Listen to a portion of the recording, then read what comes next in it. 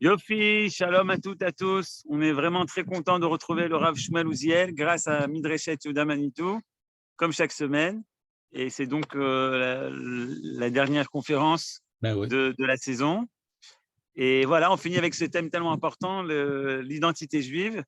Et je crois qu'on a fini la semaine dernière le texte de Manitou. On va développer, vous voulez, Rav Uziel, faire face les différentes pensées par rapport à celle de Manitou sur cette question de l'identité juive. Bechavod Arav. Bien, Erev Tov, effectivement, on va ce soir essayer pas de résumer parce que c'est impossible, mais en tout cas d'essayer de montrer comment la pensée de Manitou a pas évolué, mais a poussé, on peut véritablement dire, a poussé, à partir du terreau que le Rav Kook lui a proposé. Et ce que je vais faire ce soir, c'est donc d'étudier une série de petits textes du Rav Kook qui vont nous donner une image beaucoup plus précise que l'article relativement court de Manitou, mais cette image qu'on va recevoir de la pensée du Rav Kook va nous permettre de cerner de manière beaucoup plus claire les éléments peut-être un petit peu à la fois énigmatiques et très, on peut dire, très raccourcis, très résumés du texte de Manitou. Et comme ça, on pourra avoir une idée plus générale de ce que pense Manitou, bien que, comme je l'ai dit, l'article lui-même se contente d'être extrêmement sibyllin et ne cherche pas à donner beaucoup plus que les petites allusions que Manitou y a introduites. Alors donc, on va étudier un petit peu du Rav Kook. Alors, je voudrais m'excuser déjà à l'avance pour deux raisons qui sont tout à fait indépendantes de moi, donc je ne m'excuse pas en mon nom, mais en nom de ceux qui n'ont pas bien travaillé ces 50 dernières années, c'est-à-dire qui n'ont pas traduit les textes du Rav Kook en français. Et il n'existe pratiquement aucune traduction, ou en tout cas très très peu de traductions du Rav Kook, et malheureusement aucun des textes que je voudrais vous proposer ce soir n'a été traduit. Donc on va devoir les survoler en hébreu. Ce que je vais faire, c'est que je vais vous présenter évidemment le texte hébreu, le texte hébraïque, mais je vais le traduire très très rapidement, simplement, sans rentrer vraiment dans tous les détails de la traduction, ni vouloir faire une traduction vraiment exhaustive, mais simplement pour que vous ayez une idée de ce qui se passe de manière plus claire. Et on va comprendre que la problématique soulevée par Manitou est en fait celle déjà soulevée par le Rav Kook. Et on va voir que la réponse qu'y apporte le Rav Kook ressemble, et ce n'est pas du tout un hasard, à celle que Manitou nous a présentée. Alors tout d'abord, quelle est la problématique soulevée par le Rav Kook? Le Rav Kook soulève une problématique extrêmement importante. Je vais la résumer de cette façon-là. Tout le monde sait ce que c'est que le corona, tout le monde sait ce que ça veut dire le fait d'être confiné chez soi à la maison pendant de longues semaines, et tout le monde a très certainement rencontré la problématique de chaque juif de savoir est-ce que le matin, je dois faire la prière chez moi à la maison ou bien je dois essayer de trouver une manière, une façon de pouvoir prier aussi en minyan avec les autres personnes. Alors, on a découvert qu'on pouvait peut-être le faire en se mettant tous dehors, plus ou moins dans une même région, dans une même rue, etc. Il y en a qui étaient dans la même cour, il y en a qui se mettaient sur le balcon. Enfin, on a essayé de trouver. Ce qui veut dire qu'en fait, on se pose la question suivante. Est-ce que servir Dieu, être face à Dieu, c'est quelque chose qui relève exclusivement de l'individualité, du particulier, de l'homme en tant que tel, et à ce moment-là, je n'ai pas besoin nécessairement de me mettre avec les autres pour prier Dieu. Je peux très bien le faire chez moi à la maison. Ça serait la première éventualité. Seconde éventualité, il n'existe pas de possibilité à l'individu d'être coupé de la collectivité. Donc, il n'y a pas de prière individuelle. Il n'y a que des prières collectives. Et dans ce cas-là, le coronavirus a effectivement soulevé un problème presque insoluble, à savoir comment peut-on prier avec les autres si on ne peut pas physiquement être en même temps, au même endroit, dans une même salle. Et donc, on a pensé à ces histoires de faire ça sur le balcon ou de faire ça dans la cour, etc.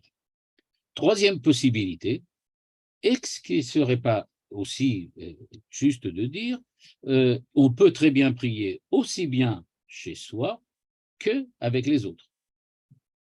Pourquoi pas? Troisième possibilité.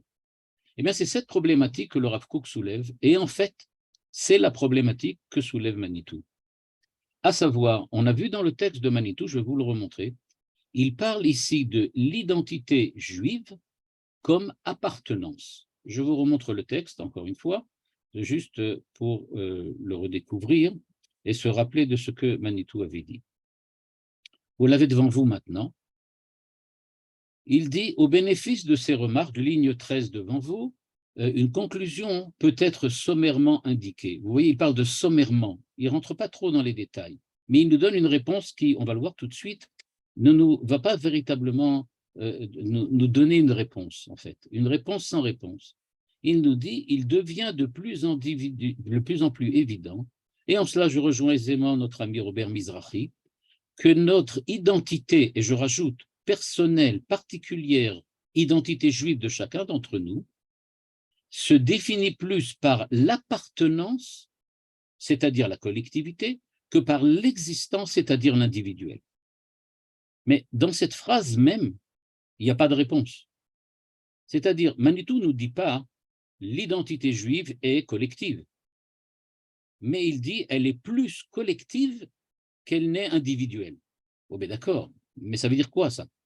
Elle est plus collective qu'individuelle. Alors elle est collective, elle est individuelle, elle est les deux, qu'est-ce que ça veut dire? Et il continue en disant encore une phrase encore aussi, j'aurais pu dire aussi nébuleuse. Il est donc fort possible, alors oui ou non, en un temps où du point de vue de la collectivité, le fait national semble primer le fait du rassemblement communauté religieuse, que notre grande chance soit représentée par le nationalisme israélien. C'est-à-dire que ce n'est pas sûr non plus. Il est fort possible que ce soit ça. Alors, il est fort possible que le nationalisme israélien soit justement cette identité collective qui vient faire que l'identité particulière lui appartienne. Je termine juste la phrase. L'authenticité juive par la religion devenue à tort et à raison affaire de conscience privée, on a bien compris. Une première étape pourrait en tout cas être assurée à tous, la normalité par le nationalisme concret de l'État d'Israël, c'est-à-dire il n'y a pas de collectivité religieuse, mais il y a une collectivité nationale. C'est ce que dit Manitou. Mais alors, quelle est la réponse? Eh bien, c'est justement ça qu'on va découvrir chez le Rav Kook. Parce qu'en fait, Manitou nous dit bien, il y a du collectif, il y a du particulier, le collectif prime sur le particulier mais ne l'efface pas, et inversement, le particulier est là, on ne peut pas le nier. Et donc, il ne nous répond pas si on peut prier chez soi à la maison, si on doit aller dehors. Il nous dit, il vaudrait mieux aller dehors, mais ça n'empêche pas qu'on pourrait quand même rester à la maison. Alors, on veut ou on ne veut pas? C'est ça la question la question à laquelle je vais essayer de répondre, justement, en indiquant ce que le Rav Kook nous propose. Alors, je vais vous montrer maintenant les textes du Rav Kook, et vous allez découvrir, malheureusement, ou peut-être heureusement, qu'enfin on va comprendre d'où vient cette nébuleuse réponse de Manitou. La nébulosité de la réponse de Manitou vient du fait que le Rav Kook lui-même est nébuleux. C'est-à-dire, on va découvrir chez le Rav Kook exactement, mais alors exactement, le même mouvement de balancier. Le Rav Kook va nous parler de la collectivité qui est primordiale, de l'individualité qui est primordiale, mais on va trouver chez lui une synthèse qui est en fait présente dans les quelques phrases de Manitou que vous avez devant vous, mais qu'on ne peut pas véritablement lire si on ne sait pas qu'est-ce que veut dire le Rav Kook. Mais effectivement, tout commence par le fait que chez le Rav Kook lui-même, il y a déjà cette double identité, l'identité à la fois collective et l'identité individuelle. Alors, c'est ce que je vais vous montrer maintenant, si j'arrive à retrouver ce texte. Le voilà. Je suppose que vous me dites si vous le voyez bien. Faites-moi signe si vous le voyez. Ça apparaît? Okay. Très bien. Ok, très bien. Alors, voilà. Je vais commencer par le premier mouvement du balancier. Qu'est-ce que c'est que le premier mouvement du balancier? C'est-à-dire, que nous dit ici le Rav Kook? Eh bien, il va commencer par nous dire que le particulier ne peut pas, ne doit pas se déconnecter de la collectivité, mais qu'au contraire, il doit véritablement s'annihiler, on peut dire se sacrifier à l'intérieur du collectif. Ce qui explique la phrase de Manitou que la collectivité prime sur l'individualité, c'est une appartenance plus qu'une existence. appartenance plus qu'une existence, collectif plus que particulier. Je vais commencer à lire la phrase très rapidement. Alors, si vous voulez, je peux la traduire directement ou on peut la lire en hébreu si vous voulez. En tout cas, ce qu'il nous dit, il nous parle d'un cas de quelqu'un, d'une femme qui aurait besoin de divorcer et il répond à une question de halakha.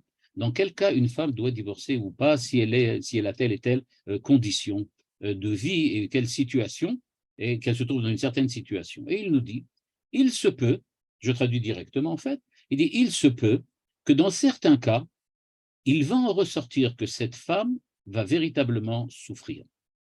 C'est-à-dire, nous dit-il, la solution que la halakha propose est une solution qui ne va pas tout le temps permettre à la femme d'avoir une vie facile.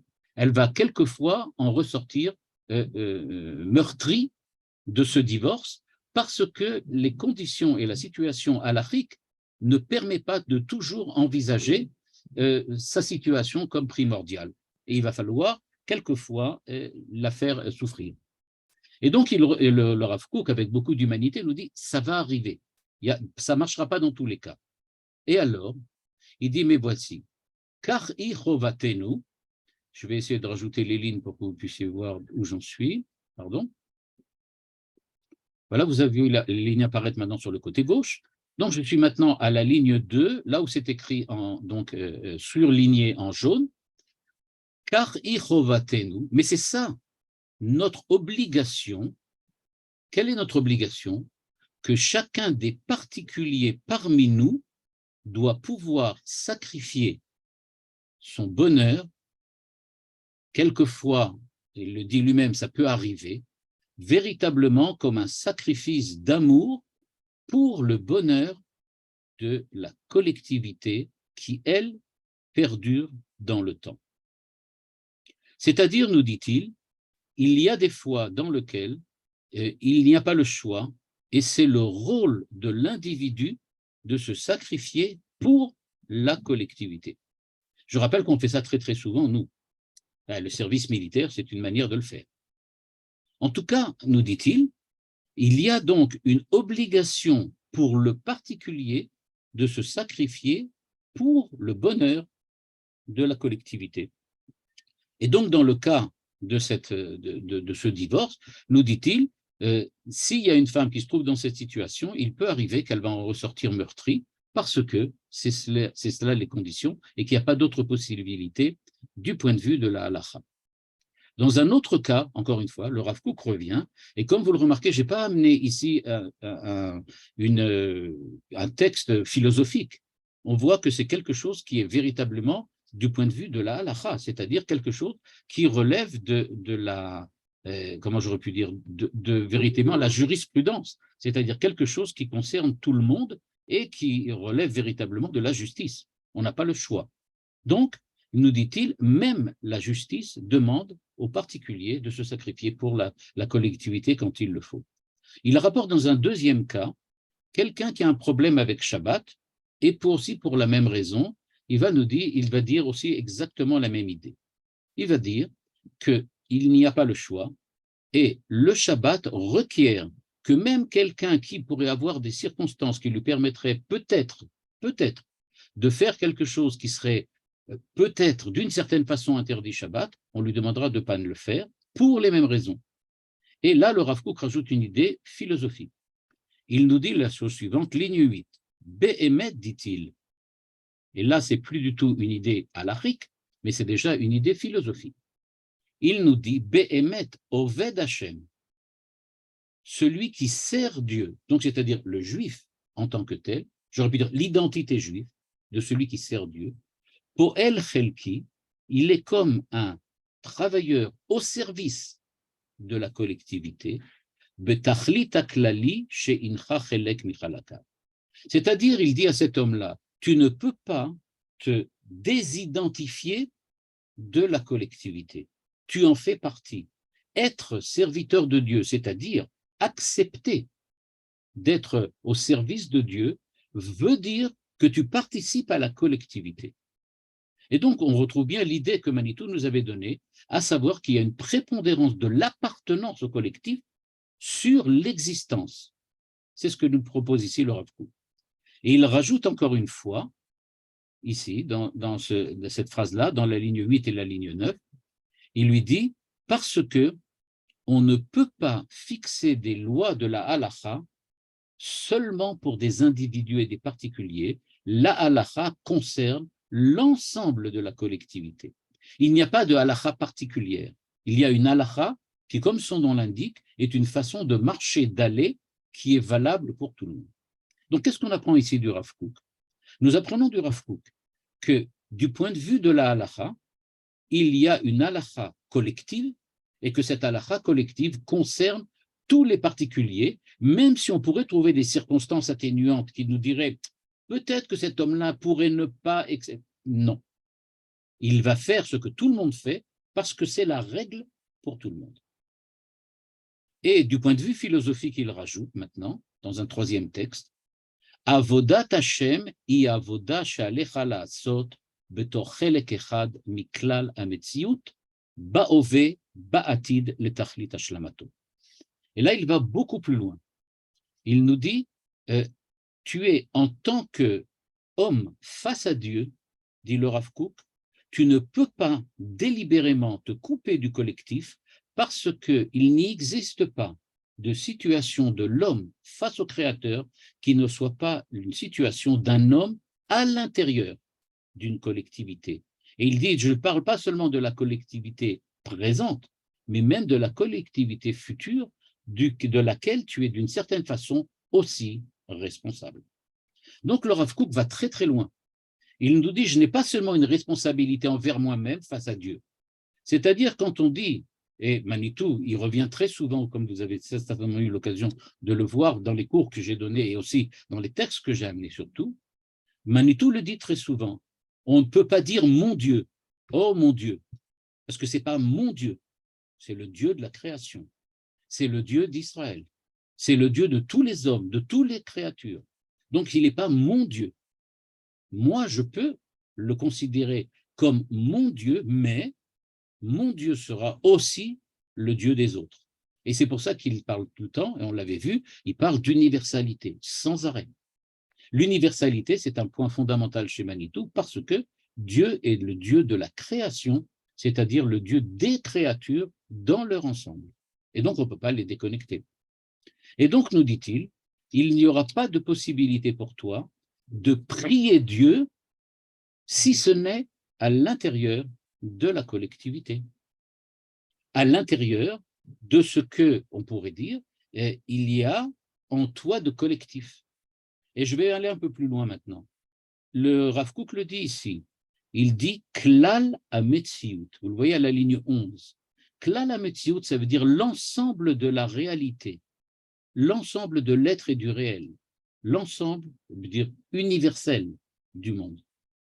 C'est-à-dire qu'il ne parle pas seulement d'Israël ici, mais il dit « tu es serviteur de Dieu », comme le dit Manitou, tu es au service de Dieu, ça veut dire que tu fais partie du monde, que tu es une créature. Et donc ta responsabilité, elle n'est pas seulement la tienne face à Dieu, elle est la tienne face au monde, avec le monde, envers Dieu. Et donc, nous dit-il, il est absolument impossible de sortir, on peut dire, Dieu du monde, mais on pourra toujours s'adresser à Dieu que comme partie intégrante de l'ensemble de la créature. Ce qui fait que, nous dit-il, ce n'est pas pour rien que Dieu a donné la Torah. On nous dit « Vayu advarim ha'ele asher anochi metzavecha hayom al levavech » dit le Rav Kook, ligne 16.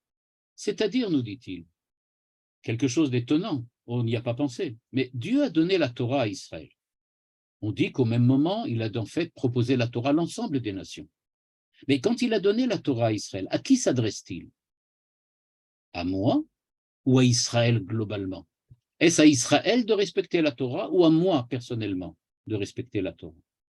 Eh bien, nous dit-il, nous dit le Rav Kook, le système que Dieu a mis en place, c'est le système suivant. Il a donné une Torah qui est collective pour que chacun des individus, en tant qu'individu, s'y rattache. La Torah est collective, mais c'est à toi, personnellement, de t'y rattacher. Et donc, nous dit-il, il n'y a pas de possibilité de parler directement à Dieu sans passer par la Torah. La Torah est indispensable, mais la Torah est collective. Ça veut bien dire, comme le dit Manitou, que l'appartenance à la collectivité précède l'existence personnelle, individuelle et particulière de chacun d'entre nous. On ne peut pas aller vers Dieu sans passer par les autres. On est face à Dieu en même temps que tout le monde, toute la réalité est face à Dieu. Nous, les autres hommes, les autres créatures. C'est-à-dire, nous dit-il, qu'on n'est pas obligé de passer par le monde, on n'est pas obligé de passer par l'autre, là je fais une petite allusion à Lévinas, on va devoir passer par la Torah. La Torah, c'est le système que Dieu a mis en place. Et ce système nous permet effectivement de pouvoir faire quelque chose face à Dieu. C'est ce qu'il est écrit, Bishvili nivra haolam. Tout le monde connaît cette phrase. Bishvili nivra haolam. C'est pour moi que le monde a été créé. Le Rav Kook ne lit pas du tout cette phrase de cette façon-là. En hébreu, shvil, c'est le chemin, le sentier. Et donc il nous dit, Bishvili, c'est par mon sentier, nivra haolam, que le monde se crée. À savoir, quand je prie vers Dieu, en fait, je suis le Shaliach Tzibour du monde entier, le Shaliach Tzibour de l'ensemble de l'humanité. Quand je prie Dieu, je ne prie pas Dieu tout seul, je prie Dieu avec, la collectivité. Et donc, il semblerait donc, au vu de ces trois textes que j'ai présentés maintenant, que le Rav Kook insiste bien sur la prépondérance de l'appartenance devant l'existence. Mais vous vous rappelez que Manitou n'a pas vraiment dit que l'appartenance est l'essentiel. Il a dit, il semblerait que c'est plus important. Et pourquoi? Eh bien, parce que chez le Rav Kook, vous allez le voir maintenant, il existe d'autres textes qui semblent dire exactement le contraire. Et à ce moment-là, on va découvrir en quoi l'individu et le particulier ont une importance prépondérante par rapport à l'appartenance, l'existence précédant l'appartenant. Par exemple, je lis la première phrase ici du Rav Kook, il nous dit Ha'olam haruchani bone kol echad ve'echad le'atzmo bekirbo. Ce qui veut dire, chacun d'entre nous construit, élabore en lui, en son, on peut dire comme ça, en sa propre nature, le monde spirituel qui est le sien. C'est à chacun d'entre nous de créer notre monde spirituel.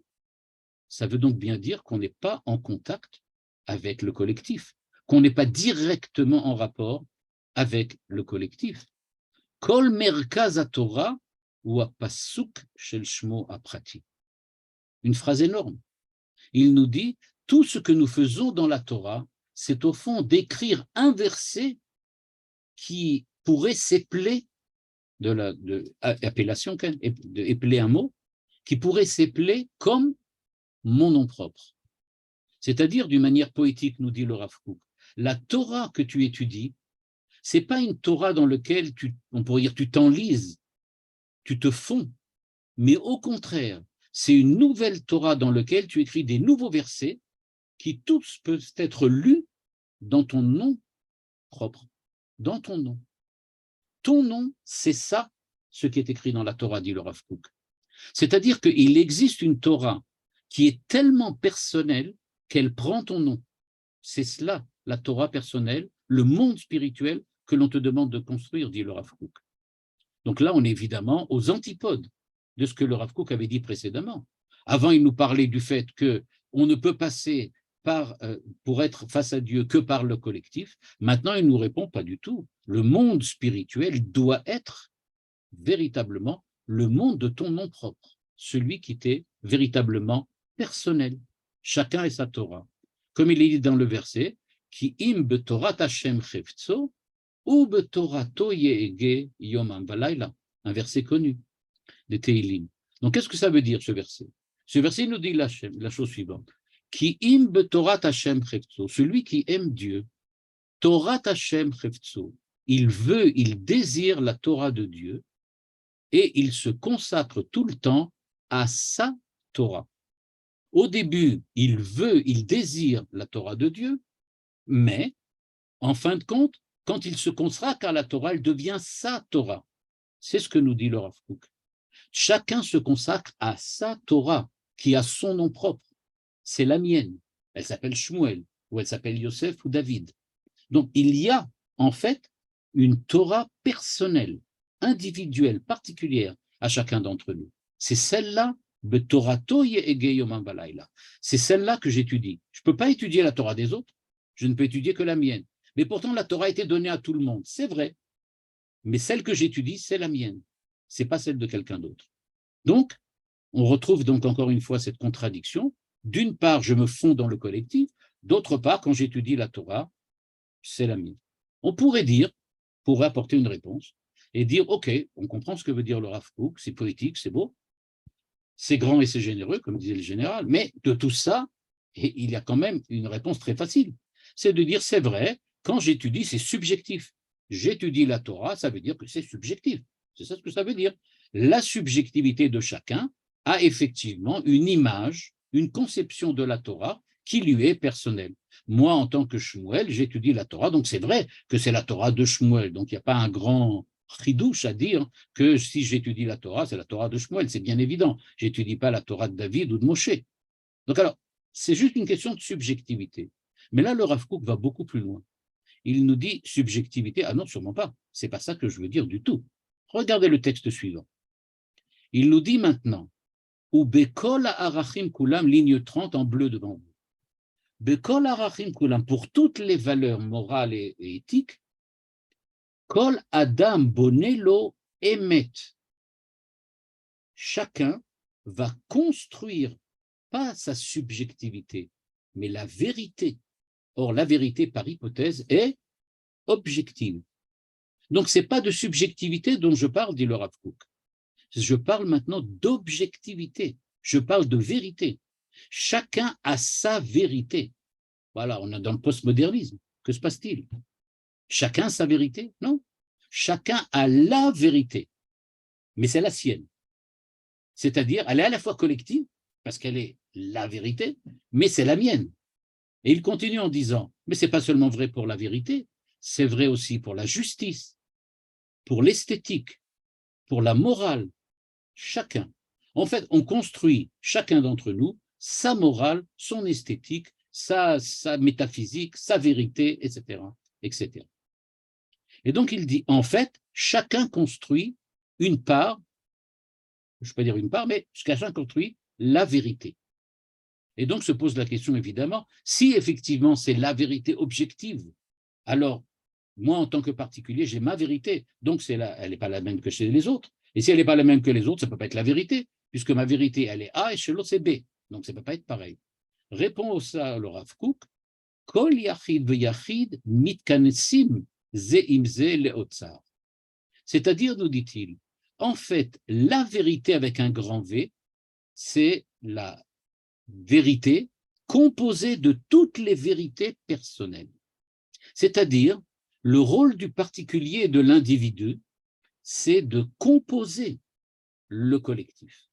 Chacun d'entre nous doit apporter au collectif ce qui va manquer comme aspect de la vérité objective.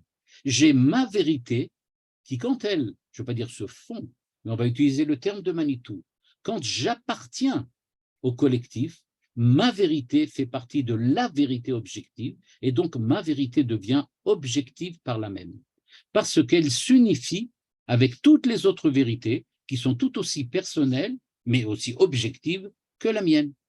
Et donc, quand la vérité de Shmuel, Moshe et David arrive, se crée et se présente, eh bien, cela fait la vérité en tant que telle.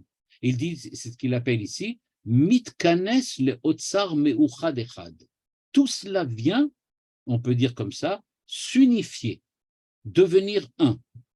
Et donc, on voit déjà apparaître chez le Rav Kook qu'il n'y a pas ou le particulier ou le collectif, mais qu'il y a un particulier qui construit le collectif. Ce qui se passe au niveau du collectif, ce n'est pas une invention qui tomberait du ciel, et les termes sont précis, ce n'est pas quelque chose qui tombe du ciel, c'est quelque chose qui se crée de bas en haut par l'intermédiaire des vérités individuelles et particulières de chacun d'entre nous.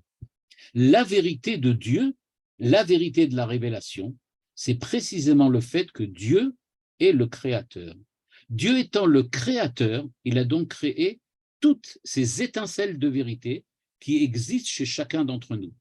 Ces étincelles ensemble, c'est cela qui forme la flamme de la vérité. La flamme de la vérité est une, il n'y en a qu'une seule, mais elle est composée des étincelles de chacun d'entre nous. C'est ce que propose le Rav Kook. Et donc, quand on va parler donc de la vérité, ou on va parler de l'unité, mais il faut bien voir ici qu'il s'agit véritablement de quelque chose d'objectif et de réel. Il ne s'agit pas de la subjectivité de chacun d'entre nous lisant la Torah à sa façon. Le fait que chacun d'entre nous lit à sa façon, c'est peut-être un problème. Mais la vérité qui en ressort, ça, ce n'est pas du tout un problème. Parce que ma vérité, ta vérité, leur vérité, en fait, puisque ce sont toutes des véritables vérités, c'est-à-dire que ce sont toutes des vérités, je peux dire, essentielles, eh bien, elles sont une, même si elles sont chacun un aspect différent des choses. On pourrait parler dans un langage un petit peu poétique, mais comme le Rav Kook est lyrique et poétique, on peut se le permettre, on pourrait dire que c'est toutes sortes de chromatismes. Chaque étincelle de vérité a son chromatisme, a sa couleur, a sa coloration. Le tout, ça donne qu'une seule lumière. Elle a quelquefois plutôt teinté en bleu, en rouge ou en blanc. Mais en fin de compte, ça ne donne qu'un seul rayon. Quand on voit un rayon de lumière arriver, c'est vrai qu'il est formé par un ensemble de longueurs d'onde qui font qu'il y a toutes les couleurs dans la lumière blanche. Mais nous ne voyons qu'une seule lumière, elle est une. Eh bien, cette image peut servir de donner peut-être une idée de ce que veut dire ici le Rav Kook. Ma vérité personnelle, c'est le rouge, l'autre c'est le bleu, l'autre c'est le vert. Mais en fin de compte, tout ça, ça ne donne qu'une seule lumière. Et donc, la vérité est une, il n'y en a pas deux. Et toutes les vérités font partie de cette vérité-là. Et c'est vrai pour la justice, c'est vrai pour la droiture, c'est vrai pour le beau, c'est vrai pour le bien. Chacun a sa méthode. Et donc, le Rav Kook insiste et dit, et pas seulement il dit, mais il implore chacun d'entre nous de faire très attention et de ne pas perdre le fil de sa vie. Parce que dire, comme on l'a dit précédemment, que l'individu doit se fondre dans le collectif, est-ce que ce n'est pas un petit peu fascisant, tout ça? Le fait de dire, alors on doit tous travailler pour l'ensemble, pour l'ensemble de la nation, pour l'ensemble de l'humanité. Donc on est qu'un pion dans une espèce de jeu d'échecs énorme dans lequel ce qui est essentiel, c'est la victoire de l'armée, la victoire du truc. Il y a quelque chose de bizarre comme ça dans lequel, comme si on effaçait l'individualité de chacun pour créer un ensemble. La réponse du Rav Kook, pas du tout. Il n'y a pas d'ensemble avant qu'il y ait des particuliers. Il n'y a pas de collectif avant le particulier. Il n'y a pas non plus de particulier avant le collectif. Il n'y a que du particulier avec du collectif. C'est comme ça que ça fonctionne. Et donc, chacun apporte sa petite pierre à l'édifice collectif. Inversement, il faut apporter sa pierre pour la garder pour soi. Celui qui serait dans un Beth Knesset et qui prierait pour lui tout seul, sa prière, elle est machou, qu'on pourrait appeler Toeva, quelque chose qui n'a aucun sens. Comment tu peux te permettre de prier comme si Dieu était seulement pour toi? Ce n'est pas possible.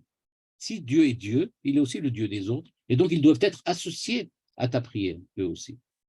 Et donc implore le Rav Kook à la ligne 33. Ani tzarich limtso et oshri bekirbi pnima. Je dois chercher et trouver mon bonheur en moi, dans mon intimité, dans mon intériorité. Velo be'askamat abriot, et ne pas attendre l'accord, l'acceptation des autres.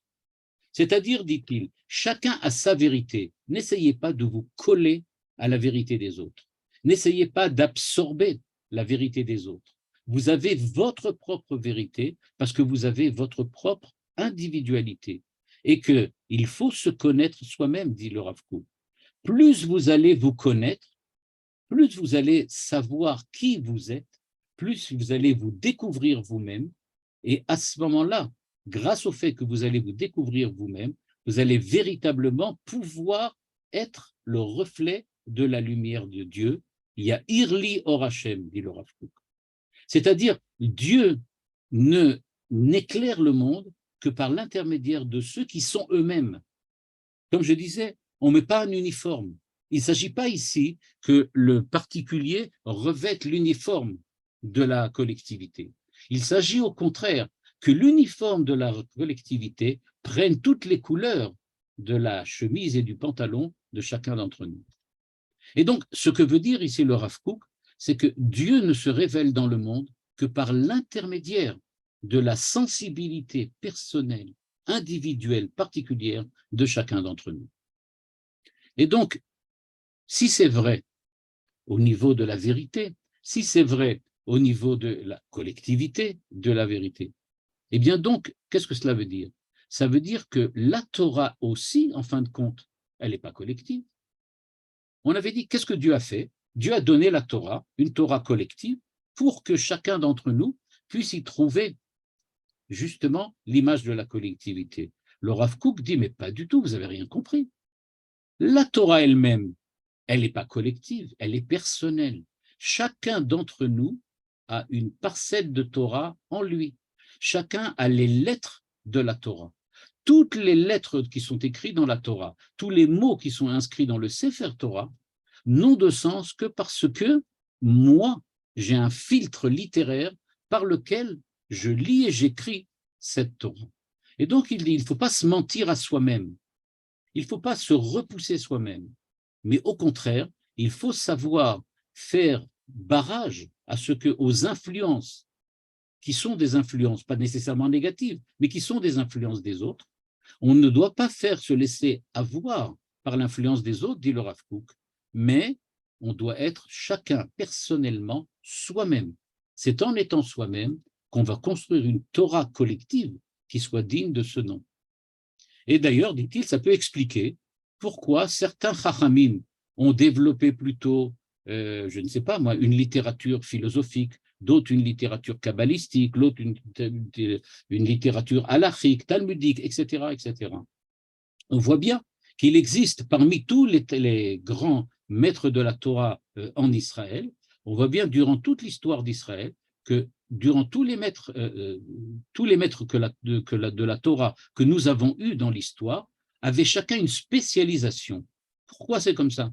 A priori, ne devrait-on pas dire à tous ces maîtres spécialisés, mais vous n'êtes pas des vrais maîtres de la Torah, puisque vous n'avez qu'une partie de la Torah. Dit le Rav Kook, vous n'avez rien compris, encore une fois. Chacun se spécialise, parce que c'est ça, l'âme de la Torah qu'il a en lui. Un a l'âme mystique, l'autre a l'âme halachique, le troisième a une âme talmudique, etc., etc. Chacun a sa parcelle de Torah. Et ensemble, c'est ce qu'on appelle la Torah chez Béal P. Et lui-même dit-il, très souvent, il dit, j'ai du mal à sortir de moi-même pour répondre à des questions de halacha, parce que moi, mon âme, elle est vers la prière, vers la mystique, vers la philosophie, vers la poésie. Et donc, j'ai du mal à me concentrer et à revenir au monde, on peut dire comme ça, au monde tel qu'il est, et celui qui me force de sortir de moi-même. Et donc, nous dit-il, si c'est véritablement le cas tel qu'il le présente, eh bien, il faut savoir que parfois, la collectivité va nous gêner à être nous-mêmes. Elle va essayer de nous influencer, de nous transformer, de nous changer. Eh bien, dit-il ici à la ligne 17, il faut savoir que parfois, la collectivité est comme un obstacle à ce que nous sommes. Elle ne me laisse pas, Enna manichim le tshukati akdosha. Elle ne laisse pas mon âme parler. Elle ne laisse pas ma personnalité s'exprimer. La collectivité me gêne. Et donc maintenant, pour résumer, nous nous trouvons donc devant deux problèmes. Pas seulement un, mais deux. L'homme est-il collectif? Nous dit le Rav Kook, oui. Il est tellement collectif que le particulier doit savoir s'annihiler dans le collectif quand il le faut. Est-ce que l'homme est particulier? Oui. Il faut savoir lutter contre le collectif pour être soi-même. Alors, qu'est-ce qu'on fait? Eh bien, on écrit ce que Manitou a écrit. Ce que Manitou a écrit, c'est précisément essayer la synthèse du Rav Kook. Il a écrit évidemment en français et en 1962, et donc ce n'est pas écrit ou là peut-être dans le même style qu'il aurait certainement pris s'il l'avait écrit en 1990, ça aurait été certainement différent, mais déjà en 1962, il avait compris et bien, on peut dire comme ça, bien saisi ce que le Rav Kook voulait dire, c'est-à-dire que le Rav Kook vient et fait une synthèse entre ces deux mouvements, et la réponse à cette synthèse, c'est, vous allez le voir tout de suite, Israël. C'est-à-dire, le collectif ici, comme je l'ai dit au début des textes du Rav Kook, c'est le collectif universel, c'est la création, c'est le monde, c'est l'humanité dans son globalement. Le particulier, bon, ça on connaît, c'est nous, c'est le particulier, c'est chacun d'entre nous. Eh bien, entre les deux, il y a précisément Israël. C'est-à-dire, nous dit-il, pour le Rav Kook, Knesset Israël, c'est-à-dire le peuple d'Israël, et là, je vais reprendre la phrase de Manitou que je vais vous remontrer, parce qu'elle est, à ce moment-là, vous allez pouvoir la lire maintenant de manière différente. Eh bien, c'est précisément Israël qui va jouer le rôle, pas je veux dire d'intermédiaire, mais de point focal justement de cette réponse. Voilà le texte, encore une fois, de Manitou. Conclusion, c'est écrit dans le texte, appartenance et simplicité. L'appartenance globale, générale, universelle, simplicité, c'est-à-dire le particulier. Je reviens sur la phrase. L'authenticité par la religion devenue à tort ou à faire et conscience, etc., eh bien, il y aurait un chemin de l'authenticité juive qui sera, ligne 21, celle de la normalité par le nationalisme concret de l'État d'Israël. C'est-à-dire, dit-il, il y a une solidarité, ligne 27, inconditionnelle à l'histoire juive comme évidence simple. C'est-à-dire que pour le Rav Kook, comme Manitou, ici, ce qui est véritablement important, c'est que l'appartenance, pas au monde, mais à Israël, fait précisément que notre unité en tant que unité des individus va pouvoir prendre une dimension universelle. Le fait que nous soyons tous réunis par l'identité Israël, que nous appartenons tous à l'identité Israël, nous permet d'avoir cette dimension universelle qui permet aux particuliers d'être absolument et complètement à la fois pris dans le collectif, mais aussi fondement du collectif. Le particulier va fonder le collectif et il va aussi se fondre dans le collectif. Ces deux dimensions, d'une part de se fondre dans et d'autre part de fonder, c'est les deux possibilités. Eh bien, ces deux possibilités, elles sont possibles par l'intermédiaire d'Israël. C'est-à-dire que, si on veut le dire de cette façon-là, Israël, c'est la possibilité d'être d'une certaine façon collectif et particulier. Regardez, je suis Israël, ça veut dire je ne suis pas un autre peuple, donc je ne suis pas véritablement collectif, je suis particulier. Israël, ce n'est pas les autres peuples. Ok. D'un autre côté, je suis Israël, ça veut dire que je suis le collectif de tous les individus qui forment Israël. Donc Israël, c'est à la fois un collectif, le collectif de tous les Juifs, mais c'est à la fois un particulier, parce qu'il est particulier parmi les nations. Mais qu'est-ce qu'il y a dans cette particularité d'Israël? Qu'est-ce qui fait la particularité d'Israël parmi les autres nations? Eh bien, le Rav Kook va nous l'expliquer, c'est que le particularisme d'Israël, c'est d'être précisément universel et de rechercher l'universel. On va dire aux autres nations, nous ne voulons pas rester particuliers, nous voulons être universels. C'est ça notre particularité.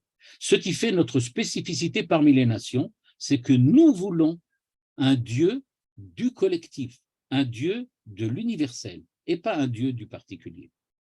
C'est pour cela qu'en tant qu'individus, nous sommes tous devenus Israël. Je veux donc vous montrer maintenant les textes du Rav Kook et vous allez voir comment le mot appartenance qu'a utilisé le Rav Kook, Manitou, est en fait précisé par le Rav Kook d'une façon un petit peu différente. Voilà ce qu'il nous dit ici. Il nous dit, je lis à la ligne 23, il dit « L'ensemble des collectivités nationales donnent aux individus, on peut dire comme ça, ils donnent à leurs individus qui les forment, on peut dire, seulement un côté superficiel de leur identité profonde. Mais cette identité profonde, c'est justement d'être comme tous les hommes, c'est-à-dire avoir en nous l'âme de Dieu. À savoir donc, dit-il, tous les hommes, en fait, sont liés par le fait que Dieu leur a donné une âme, Dieu leur a donné une réalité. Cette réalité qu'ils ont reçue de Dieu, c'est précisément d'être face au Créateur, d'être une créature. Ça, tout le monde l'a. Mais en fait, les nationalités, c'est une manière de couper les hommes et de manière artificielle, parce qu'en fait, ils sont tous unis par le fait qu'ils sont des créatures de Dieu. Donc, nous dit-il, quand un individu français, anglais, allemand décide de mettre en exergue sa nationalité, eh bien, en fait, il s'attache à quelque chose d'absolument superficiel. Parce que français, anglais, allemand ou tunisien, ça n'apporte rien de plus à ce qui fait l'ensemble universel des hommes, à savoir l'âme de créature. Or, dit-il, Dieu attend de chacun d'entre nous, pas seulement des Juifs, mais de l'ensemble de l'humanité, de savoir repérer, reconsidérer le fait qu'il est une créature, de ne plus se considérer comme un Français ou un Anglais, mais se considérer comme une créature face au Créateur. C'est ça, dit le Rav Kook, ce que j'attends. Et c'est pour cela, comme vous l'avez remarqué, que dans tout le texte, Manitou insiste sur le fait qu'il y a une manière d'être homme qu'on appelle Israël. Regardez la forme que ça le prend chez Manitou. Une manière d'être homme que l'on appelle Israël dans la Bible. On avait vu cette phrase. Manière d'être homme. Parce que Israël, ce n'est pas autre chose qu'une manière d'être homme. Il y a peut-être une manière d'être homme française, anglaise, etc. Mais Israël, c'est une manière d'être homme. Qui veut quoi? Qui veut l'universalité. C'est cela, ce qui le caractérise. Donc, il est Israël à fond quand il est universel. Absolument à fond. Et donc, il nous dit ici, ligne 26, Loken be Israël. Par contre, en Israël, c'est pas comme ça. Aneshama shel hayechidim nishevet mimekor chaye olamim beotzar haklal ve'haklal noten neshama layechidim. C'est-à-dire, nous dit-il, en Israël, j'accepte d'être et de construire le collectif et donc de me fondre dans le collectif. Parce que ce que je recherche dans le collectif que l'on appelle Israël, c'est la manière, j'aurais pu dire, la plus élaborée d'être un homme. C'est cela que je recherche. Être Israël, c'est présenter à l'ensemble des nations ce que veut dire être homme face au Créateur, être homme créature.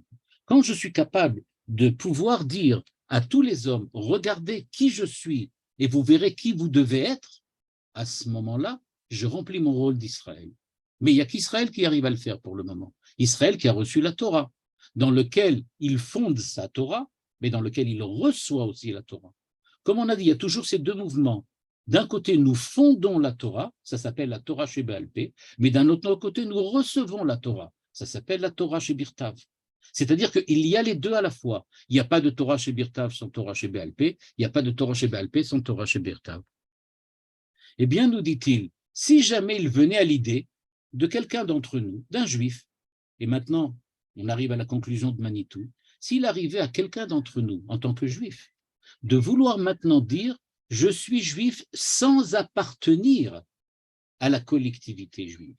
Et attention, on ne parle pas ici donc de collectivité religieuse, ce que Manitou insistait sans arrêt. Il a dit « la communauté religieuse n'est pas la définition de l'identité juive ». Ce n'est pas suffisant de dire « j'accomplis les mitzvot, je fais la Torah ». Ce n'est pas ça être juif. Être juif, c'est accepter d'appartenir à une collectivité, à un peuple qui veut voir l'universalité, être l'unité universelle, être le fondement à la fois de l'humanité et du monde. Et donc, dit-il, s'il pouvait venir à l'idée de quelqu'un d'être juif sans être Israël. Et on reconnaît là aussi, c'est la ligne 28 ici, dans le texte du Rav Kook, et on reconnaît bien ici les critiques de Manitou sur certains juifs qui décident que n'est juif que celui qui fait les mitzvot, donc je me coupe du reste du peuple parce que moi j'accomplis les mitzvot et qu'eux pas. Donc on n'est pas le même peuple, on est divisé. Eh bien, nous dit-il, s'il te venait à l'idée de te couper de la collectivité, du collectif que l'on appelle manière d'être homme, dénommé Israël, eh bien, nous dit-il, ça voudrait dire que ton âme elle-même se déconnecte de ce qui fait précisément que ton âme est ta vitalité propre. La vitalité de chacun d'entre nous, c'est précisément ce désir permanent que nous avons en nous d'être liés avec Dieu comme créature. Mais il dit ça, tu vas le perdre dès que tu te prends en dehors d'Israël. Parce qu'il n'y a pas, pour le moment, en dehors d'Israël, de collectivité, de peuple qui veut véritablement être universel. Et donc, nous dit-il, c'est extrêmement important de vouloir être rattaché à Israël. Et nous dit-il, c'est ça précisément le fait d'être universel. Je vais lire la phrase en hébreu parce qu'elle est pour être écrite en français dans tous les textes de Manitou, elle est d'ailleurs écrite. Il nous dit donc, Kol Yachid mi Israël, Isdakukut, pardon, Isdakukut, je lis ici à la ligne 29, je lis maintenant cette phrase-là, voilà ici. Il nous dit donc le fait que chacun des particuliers d'Israël se sent appartenir, Isdakukut, appartenir, le Isdakek. Donc il dit le fait d'appartenir à la collectivité, et c'est ça l'unique morale universelle d'être homme. C'est ce que Manitou appelle manière d'être homme. Eh bien, il dit l'amrot ben leuma spécifique. Bien qu'il fasse partie d'un peuple particulier, Israël. Donc, c'est une manière d'être homme que l'on appelle Israël. A priori, c'est Israël, donc ce n'est pas une manière d'être homme. Il dit non, yonek kocho mea universali. Il va donc véritablement, yonek, prendre, attirer, on peut dire comme ça, tirer sa force et sa puissance de l'universel. Il veut être d'une identité juive et donc il est universaliste. Il ne peut pas être autrement qu'universaliste. Et nous dit-il, attention, mais il n'est pas Me'aklal Aleoumi. Il dit donc par contre, tout celui qui veut donc essayer de donner, on va dire comme ça, une expression à son universalité, va donc essayer de le faire dans le cadre de son cadre leoumi, de son cadre national. לעומת זאת, תלותו של היחיד בישראל בלאום שלו היא עמוקה וממנה נובעת זיקתו לאוניברסלי. Et donc, nous dit-il, la différence, elle est que Israël, plus il est Israël et plus il est universel. Chez les autres peuples, plus ils sont français et plus ils sont xénophobes. Voilà. C'est ça ce qu'il nous dit. Il nous dit le problème véritable de l'ensemble de l'humanité, c'est que s'enfoncer dans leur nation les fait devenir nationalistes et donc xénophobes. Ils détestent tous les autres, ils ne veulent que leur peuple et leur nation. Par contre, dit-il, pour Israël, c'est le contraire. Plus je suis Israël et plus je suis une manière d'être homme universel, qui est précisément à la fois le but de chacun d'entre nous et globalement le but de la création dans son ensemble, tel que Dieu la prévoit et l'a préconisé, à savoir une création unique et unifiée, comme le Créateur est lui-même unique et unifié.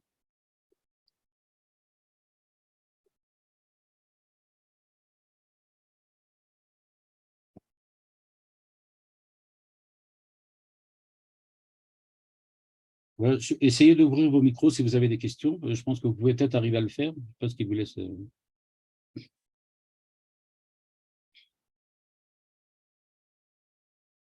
Non, ça ne marche pas. Alors, on va attendre que Johan réagisse.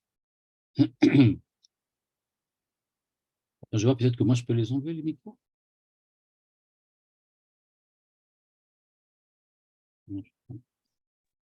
Ah oui, je peux enlever. Si quelqu'un veut parler, je peux enlever, moi, les micros.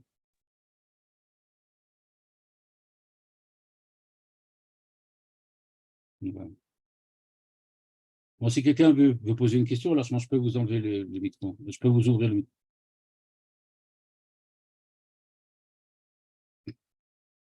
Merci beaucoup. Deux remarques, ça peut me permettre. Vous m'entendez? Oui, oui, très bien, tout à fait. Merci. Ça, on retrouve ça dans les choses rémises de Rabbi Ishmael, Klal ou Prat, Prat ou Klal, Klal ou Prat, etc. Oui. C'est très lié, ça, parce que le Prat est tellement lié, il est tellement, il est très, très intimement, voilà, intimement lié au Klal, et vice-versa. C'est la première remarque que je voulais faire. Et la deuxième, ça explique aussi cette phrase qui n'est pas très claire, pas toujours très claire, c'est lorsque la Torah s'adresse au pluriel, elle s'adresse à l'individu. Oui, oui, tout à fait. Et c'est vraiment, on est en plein dedans avec ça. Oui, absolument, absolument. Et c'est extrêmement important parce que, ça je le dis pas en tant que critique, mais parce que c'est une critique, c'est pas une critique, mais c'est une remarque que j'ai déjà entendue, que M. Rothenberg, celui qui a fait paraître les livres de Manitou en hébreu, a dit une fois dans une intervention dont j'ai vu l'enregistrement sur YouTube, dans lequel il dit, on a tendance aujourd'hui à prendre Manitou et à le faire devenir un espèce de chantre du nationalisme israélien, alors que ce n'est pas du tout ça. Chez Manitou, il n'y a pas de nationalisme au sens où on l'entend d'habitude, mais il y a un universalisme, c'est-à-dire une manière d'être homme que l'on appelle Israël. C'est-à-dire qu'il y a toujours cette connexion, et M. Rothenberg lui-même y appuie en disant on insiste trop souvent du Manitou, on parle du Manitou national, j'aurais pu dire, mais on ne parle pas du fait que, on peut-être parle pas assez du fait qu'il y a chez Manitou la dimension universelle qui, à mon avis, est bien plus prépondérante que la dimension nationale. Et d'ailleurs, comme je l'ai montré, c'est justement la Torah du Rav Kook. C'est justement précisément la Torah du Rav Kook.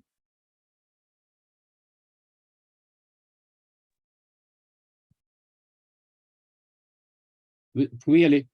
Ah, ça s'est remis? Non, pourquoi? Je l'enlève, attendez, voilà.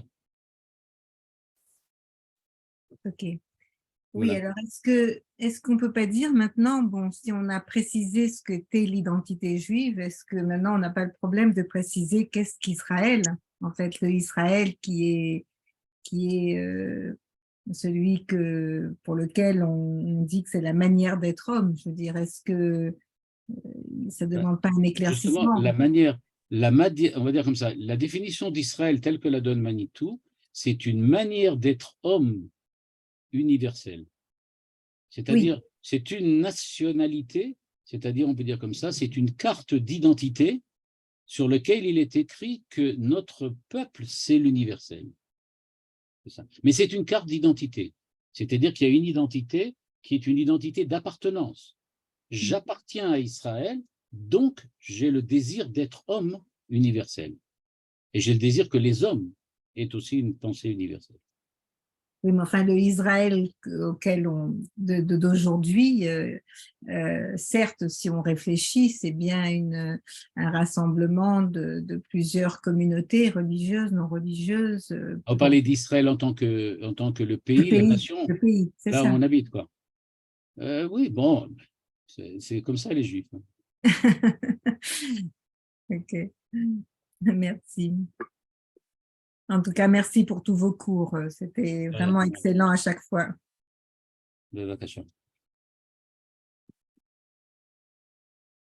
Ok, ben, dans ce cas, Erev Tov, bonnes vacances à tous et à toutes, pardon.